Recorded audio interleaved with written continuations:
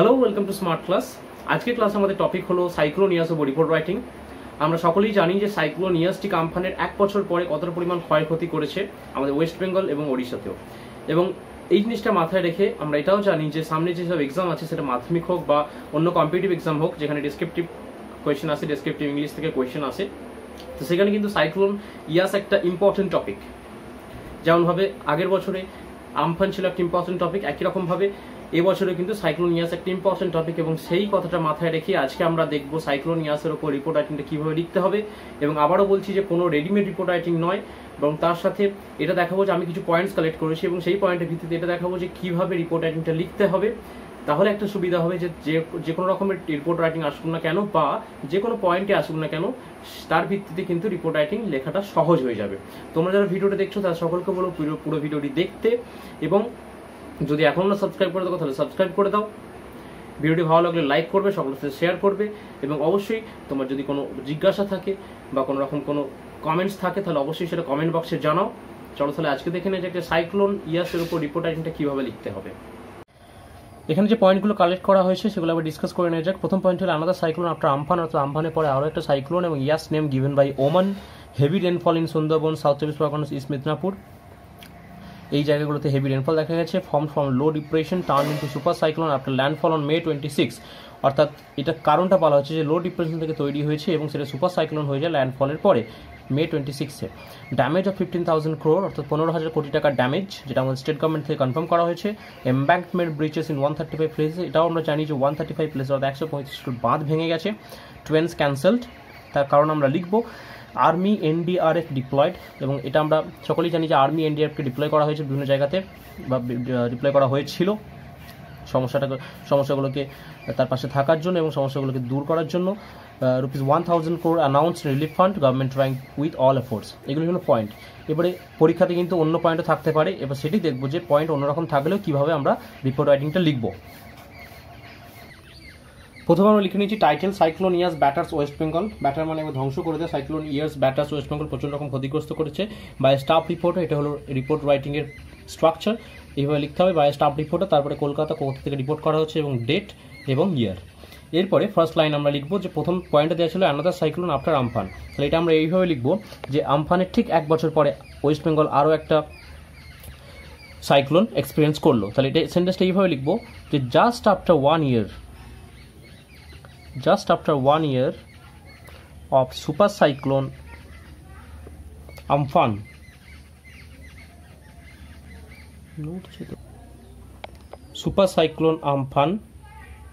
West Bengal witnesses, West Bengal প্রত্যক্ষ করলো, তাহলে ওয়েস্ট বেঙ্গল উইটনেসেস, WITNESSES, এটা থার্ড পারসন সিঙ্গুলার বলে উইটনেসেস হবে। উইটনেসেস অ্যানাদার সিভার সাইক্লোনিক স্টর্ম, আমরা এখানে সিভার কথাটা অ্যাড করতে পারি অ্যাডজেক্টিভ হিসাবে। সিভার সাইক্লোনিক স্টর্ম নেমড ইয়াস, তার নাম হলো ইয়াস। এবার কোন সময় এসেছে সেটা আমরা লিখে দেবো এখানে, in the month of May 2021। এরপর নেক্সট সেন্টেন্সে চলে আসবো। এখানে যে পয়েন্ট যেটা দেওয়া ছিল ইয়াস নেম গিভেন বাই ওমান, সেটাই আমরা এখানে লিখবো যে the name yes given by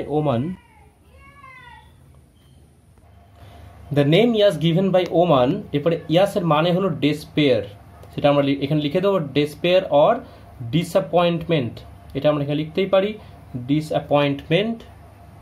এবার সেটা কি করেছে না ব্যাটার্ড, ক্ষতিগ্রস্ত করেছে প্রচন্ড পরিমাণে। ব্যাটার্ড দ্য কোস্টাল এরিয়াস, কোন জায়গাগুলো বেশি ক্ষতিগ্রস্ত হয়েছে?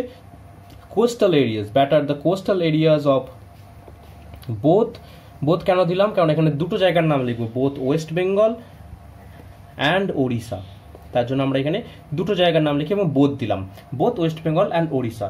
এরপর এখানে যে পয়েন্ট দেওয়া ছিল যে সুন্দরবন, সাউথ চব্বিশ পরগনা এবং ইস্ট মিদনাপুর, এইগুলোতে স্টর্ম হয়েছে এবং তার সাথে প্রচণ্ড পরিমাণে বৃষ্টিও হয়েছে, তাহলে এটা আমরা লিখবো যে সুন্দরবন, সাউথ চব্বিশ পরগনাস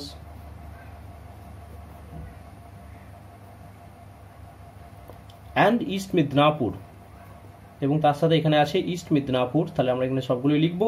ইস্ট মিদনাপুর এক্সপিরিয়েন্সড, অর্থাৎ অভিজ্ঞতা করেছে, এক্সপিরিয়েন্সড হেভি স্টর্ম, প্রচণ্ড ঝড় অভিজ্ঞতা করেছে, হেভি স্টর্ম। এখানে আমরা হেভি স্টর্ম সার্জ করতে পারি। হেভি স্টর্ম সার্জ কখন সেটা হয়েছে না ল্যান্ডফলের সাথে সাথে, তাহলে উইথ দ্য ল্যান্ডফল অফ ইয়াস। এবং আমরা এটা জানি যে ল্যান্ডফল কত তারিখে হয়েছিল, ল্যান্ডফল হয়েছিল অন মে 26, সেটা আমরা এখানে লিখে দিলাম অন মে 26। এরপরে এখানে একটা পয়েন্ট আমরা বাইরে থেকে অ্যাড করব যে সেদিন কিন্তু পূর্ণিমা ছিল এবং তার জন্য জোয়ার ছিল এবং তার কারণে ঝড়ের যে তীব্রতাটা আরও বেশি ছিল। তাহলে আমরা এখানে লিখতে পারি যে the full moon, full moon মানে এখানে পূর্ণিমা, দ্য ফুল মুন টাইড, পূর্ণিমার জোয়ারের ফলে ঝড়ের তীব্রতা বেশি ছিল। তাহলে the full moon tide added to the intensity of the storm, এটা আমরা এখানে লিখলাম। এরপরে এই সেন্টেন্সে চলে আসবে যে form from a low depression turn into super cyclone. তাহলে এটাই আমরা এখানে লিখবো যে ফর্ম ফ্রম, সেটা কোথা থেকে তৈরি হয়েছিল, form from a low depression, form from a low depression, এবং সেটা কোথায় দেখা গিয়েছিল না ইন দ্য ইস্ট সেন্ট্রাল বে, বঙ্গোপসাগরে, ইন দ্য ইস্ট সেন্ট্রাল বে। তারপরে এই ইয়াস চেঞ্জ হয়ে যায় সুপার সাইক্লোনে। তাহলে এটা আমরা কমা দিয়ে লিখবো যে Yaas turned into a super cyclone, super cyclone বা সাইক্লোনিক স্টর্মও করতে পারি। এবং সেটা কত কিলোমিটার বেগে বইছিল না ব্লোয়িং, এখানে তাহলে এটা লিখে দেবো super cyclone blowing at the speed of, যতদূর খবর ছিল যে 135 কিলোমিটার পার আওয়ার এই বেগে বইছিল, দিয়ে এখানে ফুল স্টপ দিয়ে দেবো। ঠিক আছে, এরপরে চলে আসবো পরের যে পয়েন্ট আছে সেই পয়েন্টে। এবার এখানে পরের পয়েন্ট আছে ড্যামেজ অফ 15,000 crore। তাহলে আমরা এখানে আলাদা প্যারাগ্রাফে লিখতে পারি এটাকে যে Yaas has caused a damage বা Yaas has incurred, INCURRED, Yaas has incurred a damage, এখানে আমরা কজডও করতে পারি, damage of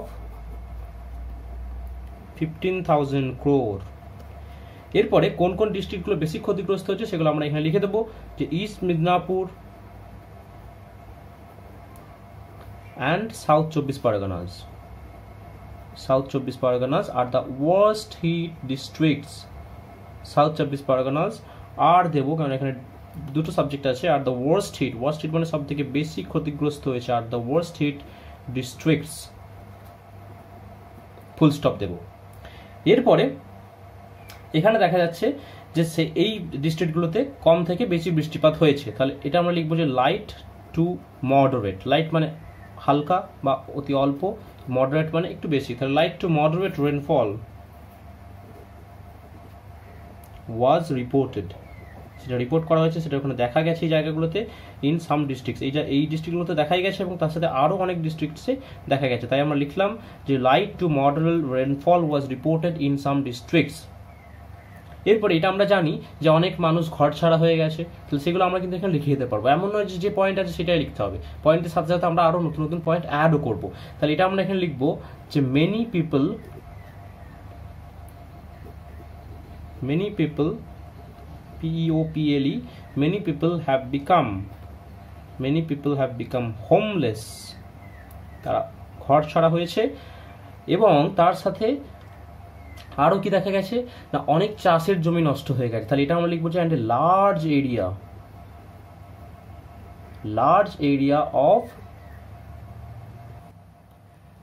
areas of agricultural lands, তাহলে এগ্রিকালচারাল ল্যান্ডস সেগুলো কি হয়েছে ডিভাস্টেটেড হয়ে গেছে। তাহলে লিখবো হ্যাজ বিন ডিভাস্টেটেড হয়ে গেছে, ডিভাস্টেটেড মানে ক্ষতিগ্রস্ত হয়েছে এবং নষ্ট হয়ে গেছে, হ্যাড বিন ডিভাস্টেটেড। এরপরে এখানে যে পয়েন্ট আছে এমব্যাঙ্কমেন্ট ব্রিচেস ইন 135 প্লেসেস, অর্থাৎ শুধুমাত্র এই জিনিসগুলোই হয়নি, তার সাথে বাঁধ ভেঙে গেছে। তাহলে আমরা এটাও লিখবো যে অ্যালং উইথ মানে সাথে, কিসের সাথে না along with huge storm surge, প্রচণ্ড ঝড়ের সাথে এমব্যাঙ্কমেন্ট ব্রিচেস BREACHES, সেটা কোন কোন জায়গায় ইন 135 প্লেসেস, 135টা জায়গায় রিপোর্ট করা হয়েছে বা দেখা গেছে, হ্যাভ বিন রিপোর্টেড। এটা হ্যাভ কেন করলাম, তার কারণ হলো এখানে আমার ভার্ব আছে, এখানে সাবজেক্ট আছে ব্রিচেস, তার জন্য আমি এটাকে হ্যাভ করলাম। এরপরে আমাদের স্টেট গভর্নমেন্ট জানিয়েছে 15 লাখ লোককে সরিয়ে দেওয়া হয়েছে এবং সেফ শেল্টারে সরিয়ে দেওয়া হয়েছে, তাহলে এটা আমরা লিখবো। এখানে যদি সেই পয়েন্টটা দেওয়া নেই, এবারে আমরা যদি কিছু জিনিস জানি বাইরে থেকে, তাহলে সেগুলো আমরা লিখতেই পারি। তাহলে about 15 lakh people were shifted, তাদেরকে সরিয়ে দেওয়া হয়েছে সেফ শেল্টার, তাহলে were shifted to safe shelters.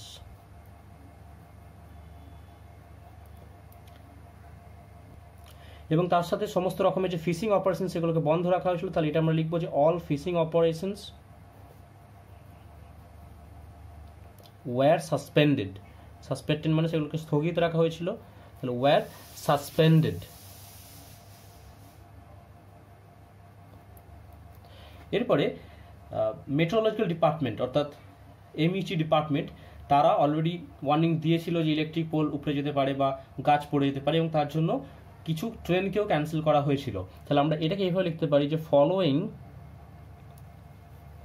The warning of the MET department. MET department মধ্যে মেট্রোলজিক্যাল ডিপার্টমেন্ট, এবং তারা কি ওয়ার্নিং দিয়েছিল, এটা কিন্তু ফুল স্টপ নয়, সেন্টেন্সে চলছে। ডিপার্টমেন্ট অফ আপরুটিং, আপরুটিং মানে শিকড় ছিঁড়ে যাওয়া, তাহলে আপরুটিং অফ ইলেকট্রিক পোলস, এবং তার সাথে পাওয়ার লাইন্সও ছিঁড়ে যাওয়া, তাহলে স্ন্যাপিং বলা হয় এটাকে, and snapping of power lines. এটাকে মেনে কি করা হয়েছিল না, অনেক ট্রেনকে ক্যান্সেল করা হয়েছিল, তাহলে সেভারাল ট্রেনস ওয়্যার ক্যান্সেলড।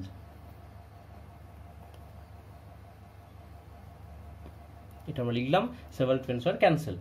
এরপরে এখানে যে পরের পয়েন্টগুলো ছিল যে আর্মি এনডিআরএফ ডিপ্লয়েড, সেটা আমরা এখানে লিখবো যে আর্মি এনডিআরএফ, এটা ক্যাপিটাল হবে, এবং তার সাথে আর অন্যান্য ফোর্স, তাহলে and other forces were deployed, তাদেরকে পাঠানো হয়েছিল জায়গাতে, were deployed in the affected areas, কোন কোন জায়গায় যেগুলো বেশি ক্ষতিগ্রস্ত হয়েছে সেই জায়গাগুলোতে তাদেরকে পাঠানো হয়েছিল, তাহলে ইন দ্য অ্যাফেক্টেড এরিয়াস। এরপর আমরা এটাও জানি যে গভর্নমেন্ট আরও কতগুলো হেল্পলাইন নাম্বার ইন্ট্রোডিউস করেছিল, তাহলে আমরা এটা লিখবো যে গভর্নমেন্ট অলসো ইন্ট্রোডিউসড সাম হেল্পলাইন নাম্বারস, ফুল স্টপ দেব। এরপরে আমাদের সিএম অর্থাৎ চিফ মিনিস্টার মমতা ব্যানার্জি, তিনি তার চিফ সেক্রেটারি এবং আরও অন্যান্য সিনিয়র অফিসারদেরকে নিয়ে একটা এরিয়াল সার্ভে করেছিলেন, অর্থাৎ হেলিকপ্টারে একটা সার্ভে করেছিলেন যে কী পরিমাণ ক্ষতি হয়েছে এটা দেখার জন্য। তাহলে এটা আমরা এখানে কিন্তু পয়েন্টটা দেওয়া নেই, তো আমরা পয়েন্টটা এখানে লিখবো যে দ্য চিফ মিনিস্টার, তাহলে দ্য সিএম, এখানে the CM of West Bengal লিখতেই পারি, বা শুধু CM, the CM Mamata Banerjee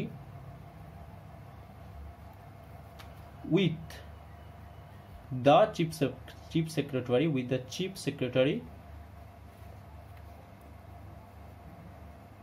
and other senior officers, এবং আরো অন্যান্য যারা অফিসার তাদেরকে সাথে নিয়ে মেড বা কন্ডাক্টেড করতে পারি, এখানে মেড অ্যান্ড এরিয়াল সার্ভে, এটাকে বলা হচ্ছে এরিয়াল, AERIEL অর্থাৎ এআরএ, তার জন্য এআরএ সার্ভে করেছেন, তার জন্য এরিয়াল সার্ভে বলা হচ্ছে। এরিয়াল সার্ভে কিসের জন্য করেছেন, টু মেজার দ্য লস, ক্ষতির পরিমাণটা দেখার জন্য, to measure the loss.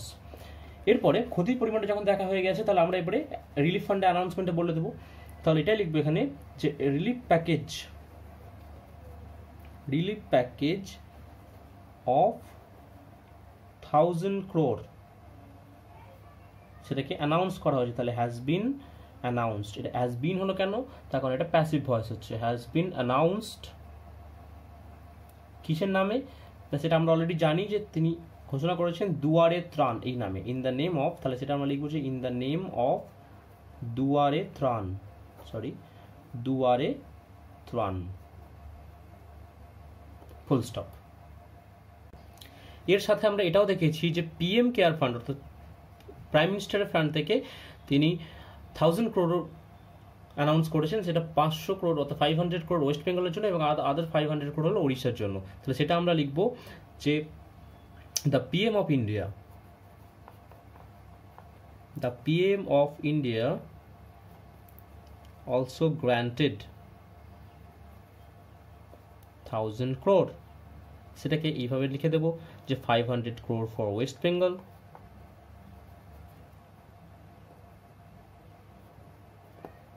and other 500 crore for Odisha।